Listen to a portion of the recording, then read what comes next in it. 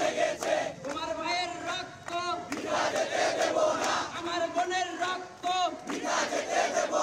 সজীব স্যারের রক্ত রক্তের বন্যায় আমার ভাইয়ের রক্ত ক্যাম্পাসে হামলা কেন? আমার ভাইয়ের রক্ত কেন? আমার বোন মরল কেন? ক্যাম্পাসে হামলা কেন?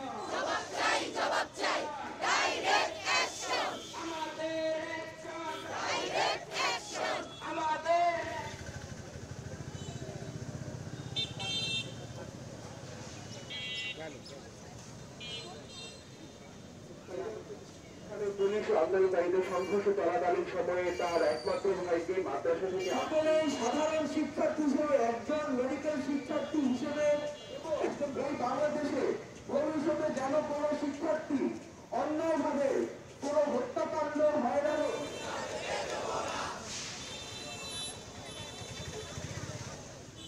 মৃত্যুই কিন্তু ডাক্তারের শরীরে রক্ত ঝরবে। মেডিকেল কলেজের সামনে কাল উপস্থিত হবো।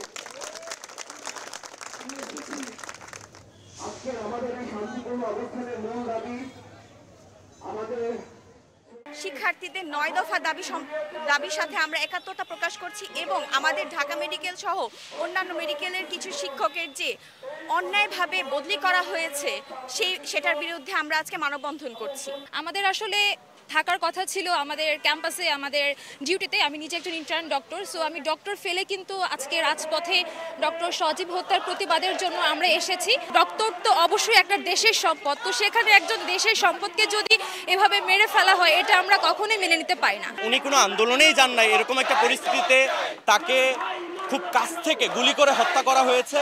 এটা আমাদের জন্য অত্যন্ত বেদনাদায়ক। আমরা এই জুলুমের একটা সুষ্ঠু বিচার চাই এবং এর একটা শেষ দেখতে চাই।